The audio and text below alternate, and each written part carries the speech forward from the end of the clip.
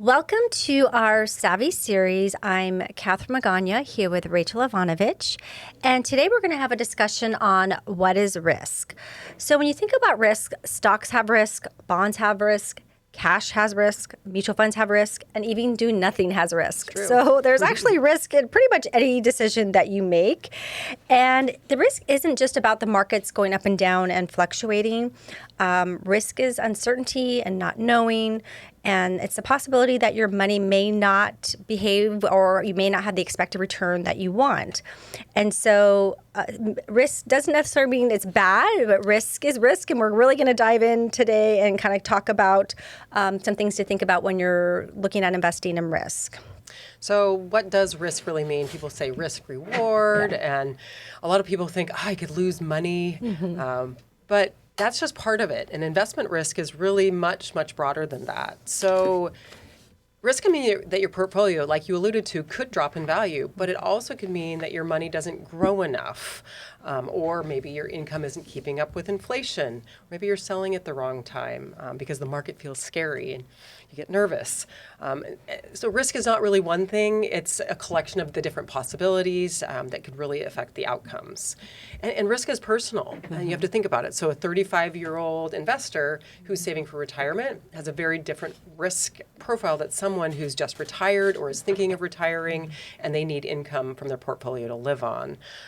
So the question it shouldn't be, is this investment risky? It's more, what's the purpose? What's the timeline? And who's the person? What's their unique situation? Absolutely. So let's talk a little bit about one of the most familiar types of risk that we see, which is market risk. And so the risk that the investments may go up and down in value because of changes in the economy, interest rates, earnings, investor sentiment, or global events. And so what we find is when stocks go up, everyone's happy. When stocks go down, people get a little nervous. And so, yes, and then also bonds can fluctuate. So as bond or interest rates go up, bond prices could go down. And when interest rates go down, bond prices can go up. So there is some fluctuations in investing that we see. And so this, even with bonds, the markets can fluctuate. So we want to make sure you don't get caught off guard. And I know we've spent a little bit of time talking about stocks and bonds over the last couple of weeks. And so it's once again really understanding how are you invested? What types of investments do you have? How are they working? Because once again, things do fluctuate. And so you have to make sure you're in a good allocation that's appropriate for you.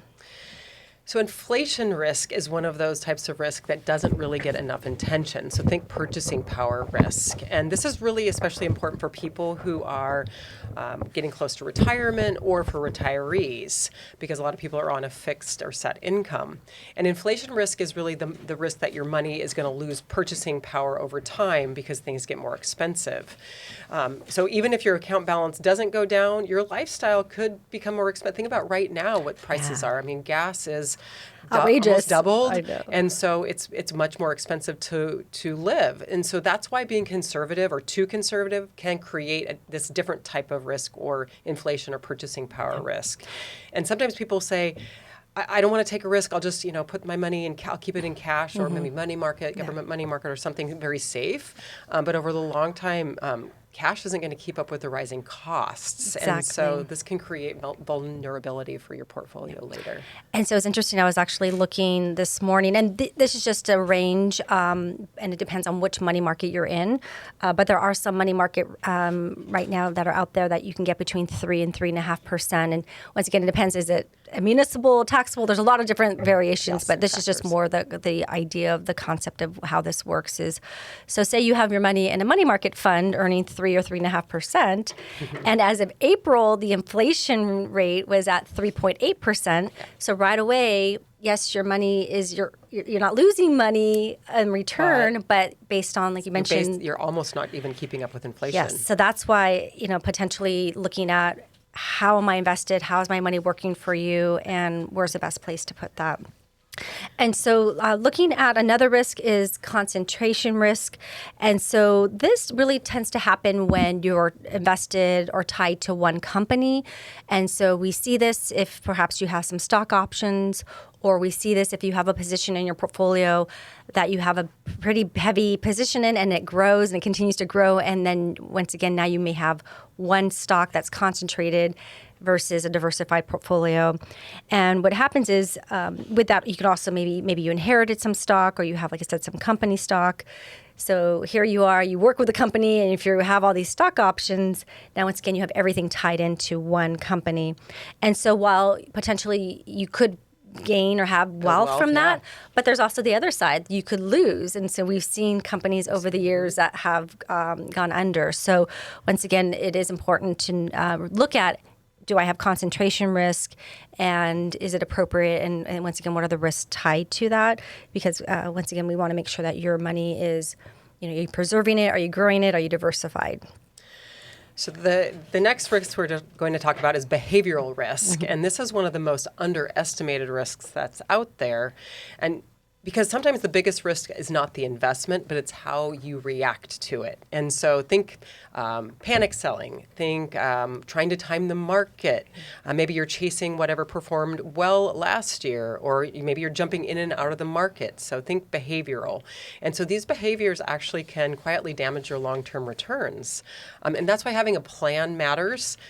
We think this is really important because this gives you something to come back to whenever your emotions start going out of control. So you can say, okay, I have a plan. I have different buckets of money.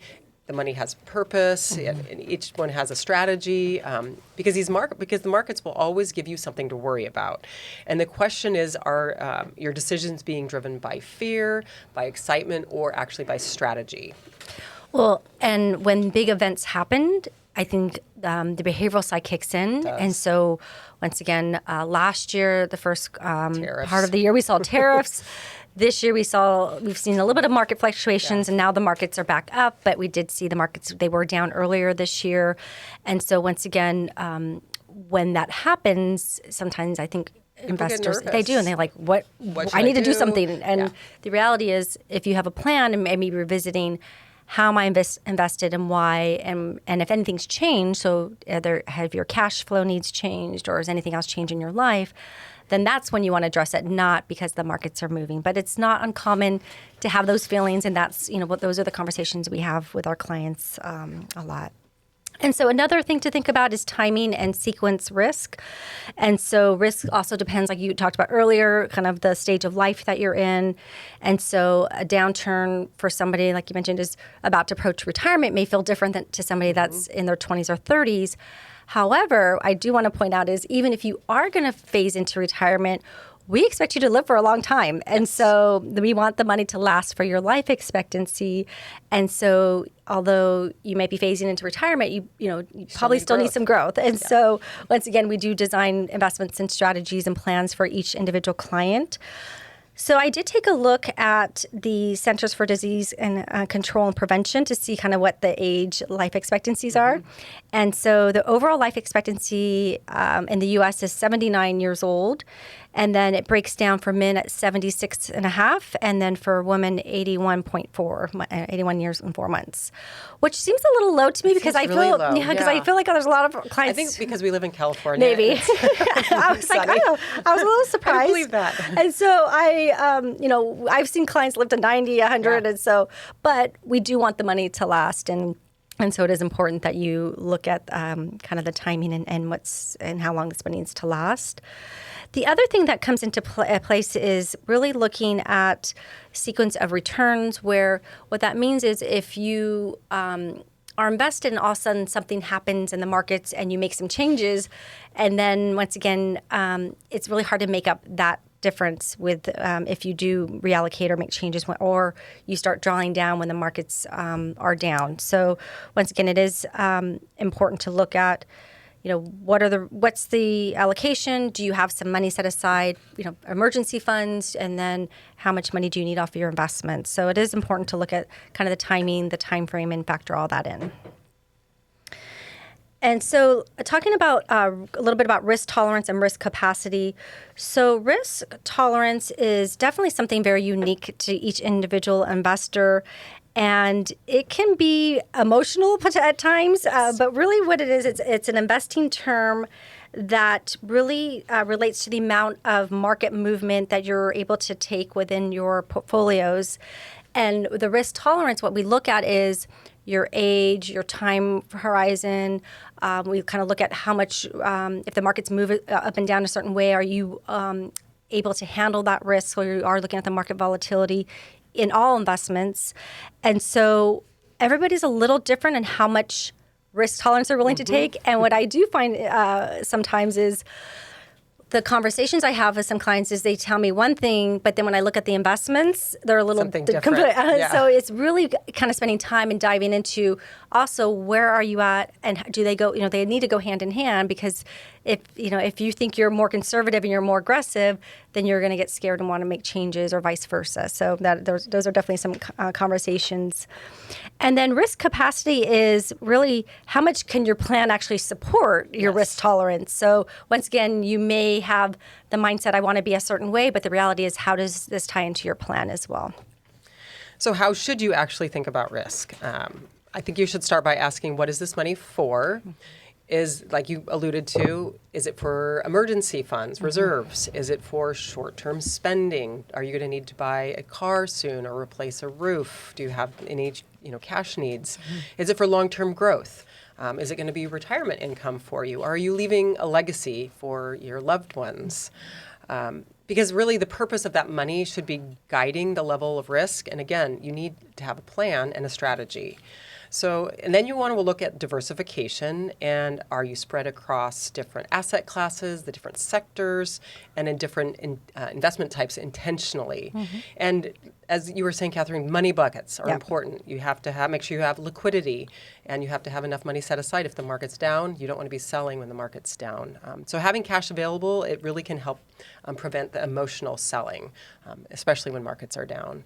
And rebalancing matters too, because over time your portfolio can drift away from the original strategy that you put in place. And really, most important, you've got to connect risk to your real life and not just the market. Exactly. So risk is not something that should be feared. It's really something that you should understand, and understanding the different types of risk. And hopefully today we gave you a little clarity on that. However, if you have any specific questions, or if you would like us to review your current situation, we're happy to have a conversation with you. And once again, it's not just about stocks, bonds, and cash. It's really about designing your financial plan, your investments. This is your life, and we want to help you along the way. So if you'd like to set up a complimentary strategy session with us or call, you can reach us at 760-692-5700. Once again, that's 760-692-5700. And we want to thank you today for getting savvy with us about your finances. And remember to savvy up. Please stay tuned for important disclosures. The opinions expressed in this program are for general informational purposes only and are not intended to provide specific advice or recommendations for any individual or any specific security. It is only intended to provide education about the financial industry. To determine which investments may be appropriate for you, consult your financial advisor prior to investing. Any past performance discussed during this program is no guarantee of future results, and the indices referenced for comparison are unmanaged and cannot be invested into directly. As always, please remember investing involves risk and possible loss of principal capital. Please seek advice from a licensed professional. Savvy Woman Wealth Management is a registered investment advisor with the SEC.